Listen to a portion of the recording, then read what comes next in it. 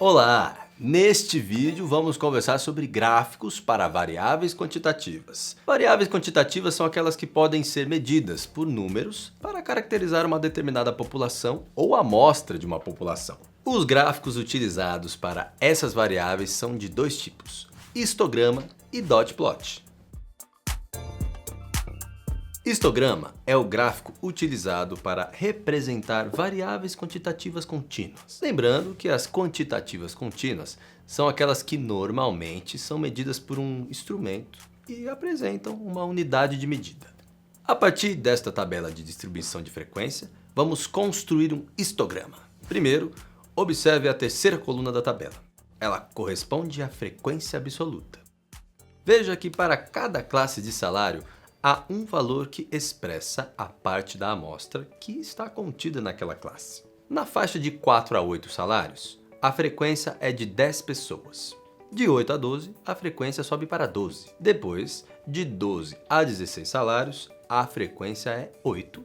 E de 16 a 20, 5. Por fim, apenas uma pessoa recebe de 20 a 24 salários.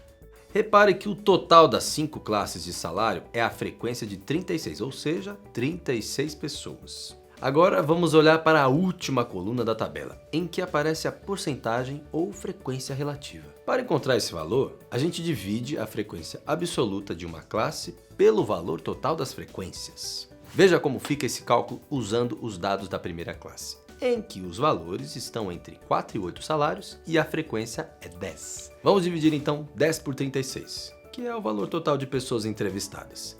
10 por 36 é igual a 0,2778. Multiplicando esse valor por 100, teremos 27,78%. Repetindo o mesmo processo para as outras classes, vamos ver que no final a soma de todas as frequências relativas será igual a 100%.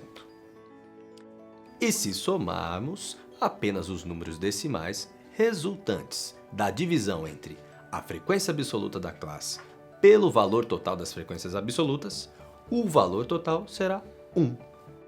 Como estamos representando os dados de uma classe de salários, não sabemos quais são os valores exatos dos 10 salários que estão na primeira classe da tabela. Mas, na segunda coluna, aparece o ponto médio dessas classes. Veja, o ponto médio da primeira classe é 6. A gente chega nesse número somando os dois extremos. O menor valor, 4, com o maior, 8. E depois divide por 2. Então, 4 mais 2 é igual a 12. 12 dividido por 2 é 6. Portanto, a média nessa classe é de 6 salários. Uma dica importante sobre a construção de um histograma. Precisamos considerar a escolha arbitrária das classes, mas de modo geral, sugere-se que se tenha entre 5 e 15 classes com a mesma amplitude. Bom, antes é preciso deixar claro o que é amplitude.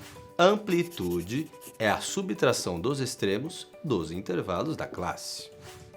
Por exemplo, para a primeira classe, de 4 a 8 salários, a amplitude é 8 menos 4, que é igual a 4. Se eu fizer o mesmo com todas as classes da tabela, terei o mesmo resultado, 4. Mas alguns histogramas podem ter classes de amplitudes diferentes. Vai sempre depender da situação analisada. A análise da tabela que fizemos acima nos deu ferramentas para construir o nosso histograma, um gráfico com barras retangulares. Verificamos que a amplitude das classes é 4, certo? Portanto, a largura das barras será de 4 também. Então, vamos colocar as barras de 4 em 4 até chegar em 24, o valor mais alto de salário, conforme mostra a nossa tabela. Perceba que não estamos falando em 4 centímetros. O valor 4 representa a amplitude. Usando lápis e papel ou um software específico para a construção de gráficos, você estabelece que a barra terá 1 centímetro de base. E se tem 1 centímetro, as outras devem seguir a mesma medida, ou seja, 1 centímetro representa a amplitude das classes de salário, que, como vimos na nossa tabela, é 4. Agora vamos entender a área das barras. Quanto maior o número de pessoas em cada classe de salário, maior a área, ou seja, maior a altura da barra. Para definir a altura das barras, a gente precisa observar a quarta coluna da tabela. Para o primeiro valor, 27,78, arredondamos para um valor aproximado, 28%. Vamos escrever os valores aproximados para as outras barras também. 33,33 ficará 33%, 22,22 ficará 22%, 13,89 ficará 14% e 2,78 ficará 3%. Para construir o eixo vertical, vamos numerar de 4 em 4. Após a numeração do eixo, o próximo passo é acrescentar a altura das barras retangulares a partir dos valores aproximados.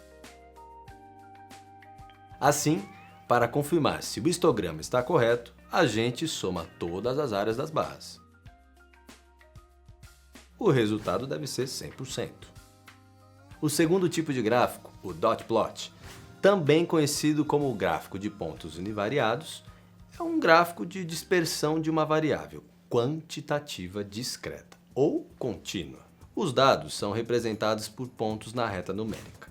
Veja este exemplo onde representamos os livros lidos pelos estudantes do 6º ano de uma determinada escola.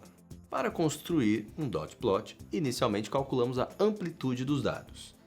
No exemplo, os dados estão relacionados à quantidade de livros. Observando a reta numérica, temos que 0 é a menor quantidade de livros lidos e 9 a maior quantidade. Assim, a amplitude será 9 menos 0 igual a 9. Observamos que nessa reta numérica não encontramos todos os valores entre 0 e 9, então é importante estar atento à marcação dos pontos na reta. Observe que nenhum estudante leu 6 livros. E para fazer o registro dos pontos, é necessário observar quantas vezes um dado se repete. Para o dot plot, que estamos apresentando, temos 6 pontos no número 1, indicando que 6 estudantes leram apenas um livro. Observando o dot plot, temos a seguinte tabela que representa a frequência de estudantes do 6º ano que leram livros. Na primeira coluna, o número de livros, na segunda, o número de estudantes. Portanto, 4 não leram livro algum, 6 apenas um livro, 3 estudantes leram 2, e assim por diante. Agora você tem uma base bacana sobre os fundamentos da estatística. Conhecimento que vai ajudar você no entendimento do mundo e dos assuntos aqui na universidade. Até logo!